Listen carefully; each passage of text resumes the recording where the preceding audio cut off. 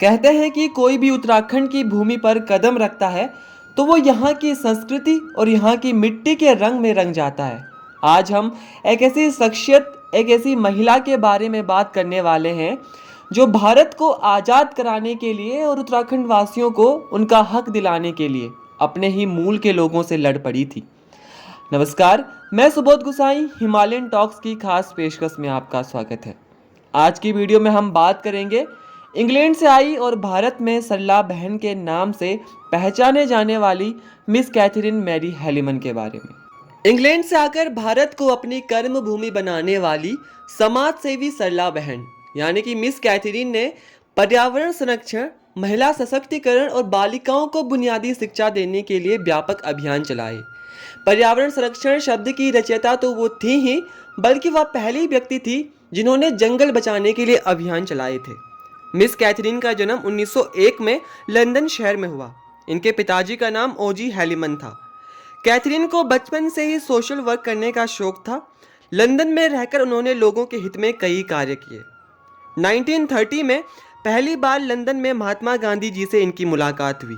Catherine Mahatma Gandhi के विचारों से इतनी प्रभावित हुई कि 1932 में खुद उनसे मिलने भारत आ गई और उदयपुर शिक्षण संस्थान में अध्यापन का कार्य शुरू कर दिया।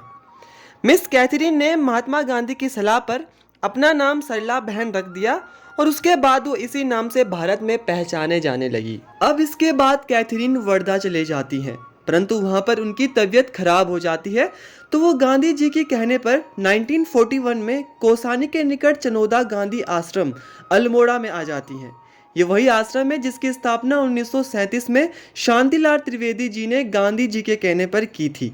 तो यहाँ से कैथरीन का उत्तराखंड में सफ़र शुरू होता है। चनोदा आश्रम में रहकर इन्होंने सामाजिक कार्यों के साथ ही भारत की आज़ादी के लिए हुए आंदोलन में भी बढ़ चढ़कर भागीदारी की।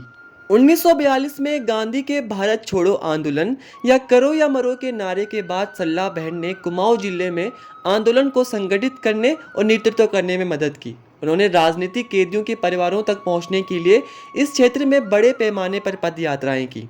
आज़ादी का लोगों में जन जागरण किया। उनके इस कार्य से ब्रिटिश हुकूमत की रातों की नींद उड़ गई थी। उन्हें यकीन नहीं हुआ कि उनके देश का ही कोई उनके खिलाफ इस तरह मुखरता से आज़ादी की लड़ाई लड़ सकता है। 2 सितंबर 1942 को गांधी आश्रम चनोदा के कार्यकर्ताओं को गिरफ्तार किए जाने के बाद सरला बहन ने स्वयं खादी वस्त्रों में तत्कालीन कुमाऊं कमिश्नर मिस्टर एक्टन के समक्ष कड़ा विरोध जताया। सरला बहन के कामों से चिढ़कर ब्रिटिश गवर्नमेंट ने 1944 में उन्हें गिरफ्तार किया और अल्मोड़ा जेल भेज दिया। उसके बाद उन्हें लखनऊ जेल भेज दिया गया। उनकी यात्रा यहीं खत्म नहीं हुई। जेल से छूटने के बाद वह कौसानी आ गई और जब ये तय हो गया कि जब अंग्रेज भारत छोड़ने वाले हैं तो उन्होंने गांधीवादी विचारधारा और महिला शिक्षा को बढ़ावा देने का काम किया। उन्होंने आज़ादी के दौरान की कर्मभूमि यानी कि कौसानी में 1946, हमें कहीं कहीं 1945 भी लिखा हुआ मिलता है, उस टाइम पे उन्होंने कस्तूरबा महिला उत्थान मंडल की तर्ज पर लक्ष्मी आश्रम कौसानी की स्थापना की। यहाँ से उन्होंने पर्यावरण संरक्षण, महिला सशक्तिकरण और बालिकाओं की बुनियादी शिक्षा देने के लिए व्यापक अभियान चलाए और उन्होंने उस टाइम पे उत्तराखंड में चल रहे कुरीतियों को भी समाप्त किया।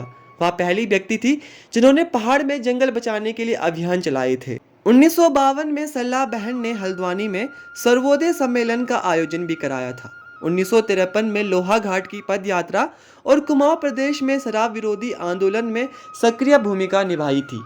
उनके सामाजिक कार्यों को देखते हुए सरकार ने उन्हें 1978 में जमुना लाल बजाज पुरस्कार से सम्मानित किया। उत्तराखंड में पर्यावरण संरक्षण, ग्राम स्वराज के साथ ही सामाजिक कुरीतियों से समाज को जागरूक करने में सरला बहन का अहम योगदान रहा। उन्होंने संरक्षण और विनाश किताब के माध्यम से पर्यावरण संरक्षण और पारिस्थितिकी संतुलन की वास्तविक स्थिति बताई थी। सरला बहन का संपूर्ण जीवन दलदल राजनीति से दूर रहकर समाज सेवा को समर्पित रहा। वो शरीर से तो अंग्रेज थी किंतु मन से पूरी भारतीय थी। सदैव शुद्ध हिंदी बोलती भी थी और लिखती भी थी। 8 जुलाई सन 1982 को सरला बहन के नाम से विख्यात मिस कैथरीन पंचतत्व में विलीन हो गई। सरला बहन की स्मृति में अनाशक्ति आश्रम के समीप संग्रहालय का निर्माण कराया गया। सरला बहन की शिष्य व गांधी शांति प्रतिष्ठान की पूर्व अध्यक्ष राधा बहन बताती हैं कि वह एक निर्भीक प्रतिबद्ध भारतीय थी।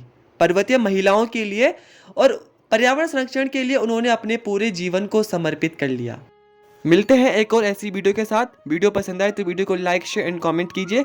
और अगर आपने हमारे चैनल हिमालयन टॉक्स को सब्सक्राइब नहीं किया है तो हमारे चैनल को सब्सक्राइब करना ना भूलें। धन्यवाद।